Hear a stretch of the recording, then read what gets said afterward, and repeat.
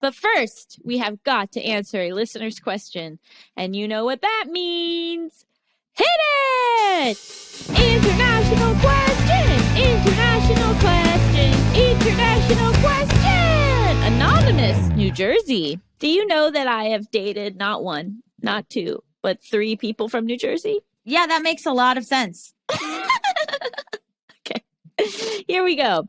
TLDR. I love this TLDR. How do I grieve the fact that I will live with anxiety forever? Anonymous writes, I love your show and have been watching you both since the BuzzFeed days. I'm 20 years old, diagnosed with an anxiety disorder at age 13, and have been on Zoloft since age 15. Since the start of my anxiety journey, I've experienced a cycle where I'm anxious, the anxiety goes away, I feel guilty, I get frustrated and mad at myself, and then feel defeated and think, what's the point in trying with it all? The cycle has changed slightly over the years, and there's always variations. For instance, maybe I don't feel guilty, but just skip to being frustrated, and differences in severity of the feelings. But without fail, the cycle always repeats itself.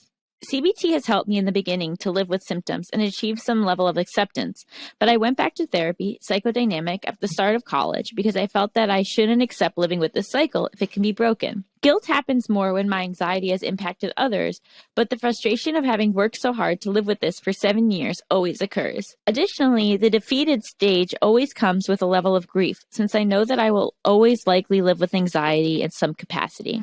Essentially, my question is, how do I grieve this fact in a healthy way that will help me break the cycle? I know rationally things are not black or white, but I often shift into an all or nothing mindset and wonder if my inner frustration would go away if I basically give up trying for a bit. Again, I know this is a pessimistic way of thinking and probably not conductive, but I feel so stuck. I'm wondering what your thoughts are on this, if either of you have ever dealt with cycles like mine, and if you have any tips for grieving the fact that you will live with certain things forever. And yes, if it wasn't completely obvious, I'm writing this in a defeated stage.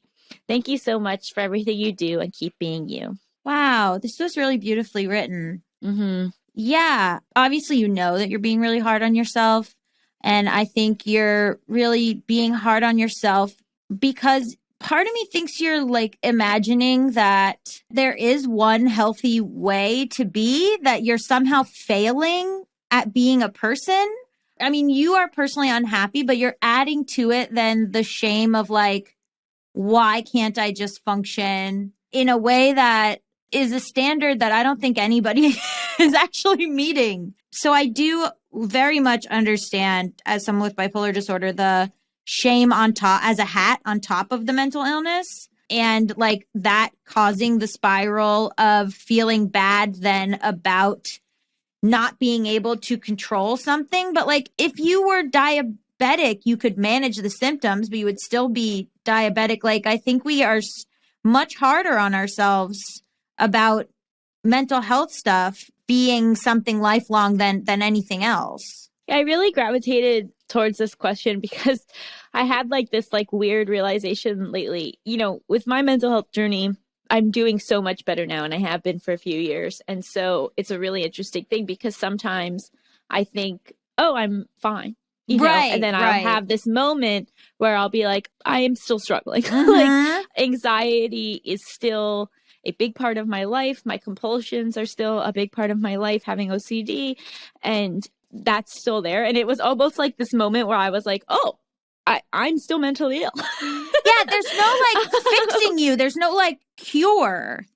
And it's this interesting thing because I'm doing so much better, but then to realize like, oh, my brain is still not, you know, what people's brains are like who don't have anxiety or who don't have OCD, even though maybe if you knew me now, you wouldn't necessarily know unless I told you. Probably not. I'm sure you would. But like, and so I basically had that exact moment recently where I was like, oh, this is still part of me, despite all of the work that I've done, despite all of the growth that I've had. And, you know, I think it really comes down to, but it's a part of me in a different way. And, you know, I think that that's the thing to kind of keep in mind as you grow and change. Yes, your anxiety might still be there, but you will probably have a different relationship with it. It will probably impact your life in different ways. It might not be as distressing because you will have had more experiences of coming off of it, you know? So like I had a flare up in anxiety a couple of weeks ago and I noticed it and was like, oh, this is interesting.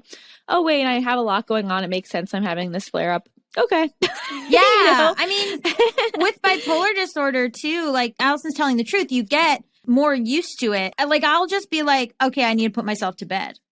Like, I'll just be like, oh, I could spiral out about this, or I could just go, well, this is something that I have. It's not going away, but the way that I handle it and my relationship to it can change. And instead of the shame spirals that I would go down, I would just be like, okay, you're aware, and now you have to stop the train.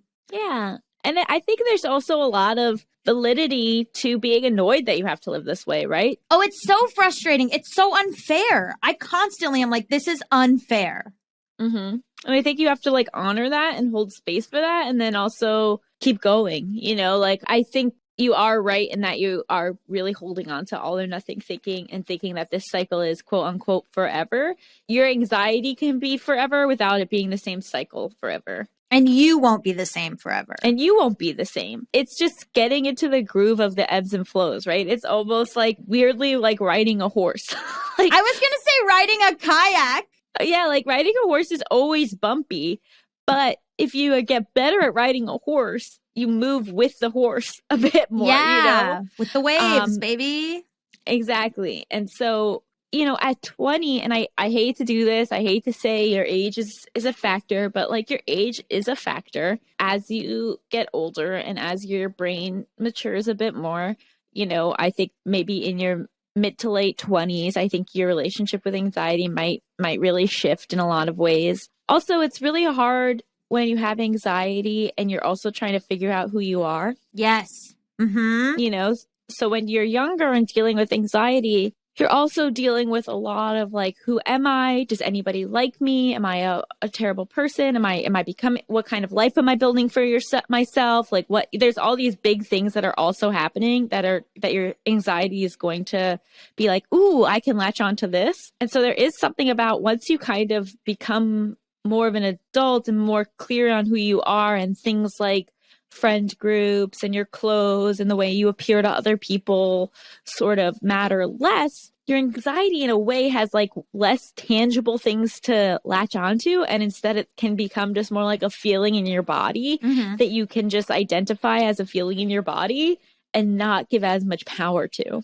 Also, in terms of thinking that things are unfair, like, I used to be really rageful when I was younger and say, this is unfair. I'm the only one who like can't do the same things as other people. And, why can't I do this or whatever? And extending empathy to other people and realizing like people don't know the extent of my struggles. Like, I don't know the extent of theirs. And like, it seems unfair because everybody is putting their best self forward and it might not actually be true. And like the feelings of frustration and grief, like for me, it was grieving something that wasn't even real. Like, I was like, look at all these other teenagers out there having so much fun. And it's like, they weren't, or like, well, everybody can just go and work 24 hours a day and I have to rest or else I go manic. And it's like, that's not really true. Allison's right. Like, taking time to see the world around you for what it actually is will help maybe figure out your place in it and what is healthy for you. Yeah, and it's holding two things at once, right? It's saying it sucks that I have this and I can still live my life. Yes. It's like being like, these are two truths. Like, I can still have a rich, full life and it also sucks that I have this. And letting yourself have the hope that, like we said, that your relationship with it will inevitably change, and part of that change will come easier and faster if you just accept that change will happen. So I know that it's hard to feel that way, and especially because in 20 years you've been dealing this for 7 of them, and it's like that's a significant portion, right? Just between